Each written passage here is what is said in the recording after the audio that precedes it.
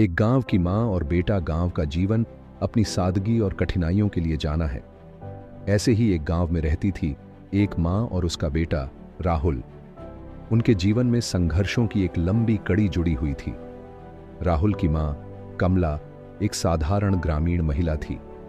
उसके हाथों में कड़ी मेहनत की गहरी रेखाएं थीं। वो दिन रात खेतों में काम करती थी ताकि अपने बेटे का पेट भर सके। राहुल नन्हा सा बच्चा था, लेकिन उसकी आंखों में बड़े सपने थे।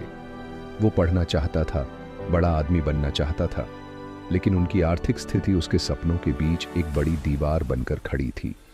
एक दिन राहुल स्कूल से रोता हुआ आया। उसने बताया कि उसके पास किताबें नहीं हैं और टीचर ने उसे डांटा है। कमला का दिल टूट गया। वो जानती थी कि पढ़ाई ही राहुल के जीवन को बदल सकती है, लेकिन उसके पास पैसे कहाँ से आते। उसने दिन रात और मेहनत की, खेतों में और घर के कामों में। धीरे धीरे करके उसने पैसे जोड़े और राहुल के लिए किताबें खरीदी।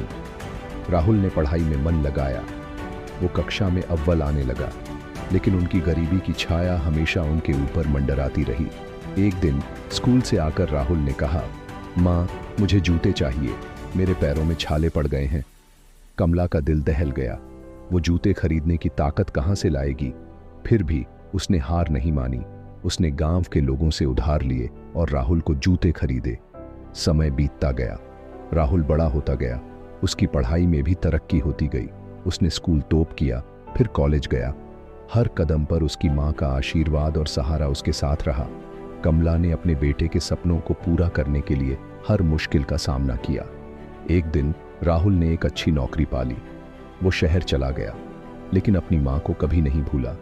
वो हर महीने पैसे भेजता था और जब भी समय मिलता गांव आ जाता था।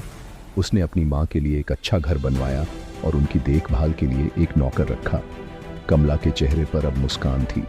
उसने अपने बेटे को संघर्षों की आग में तपाकर सोना बना दिया था। वो गर्व महसूस करती थी कि उसने अपने बेटे के सपनों को पंख दिए। गांव के लोग कमला की हिम्मत की कहानी सुनाते थे। वो एक मिसाल बन गई थी, एक ऐसी माँ की मिसाल जिसने अपने बेटे के लिए हर मुश्किल का सामना किया और उसे जीवन की ऊंचाइयों तक पहुंचाया। क्या आप चाहते हैं कि कहानी आगे बढ़े, या आप कुछ और पढ़ना चाहते हैं?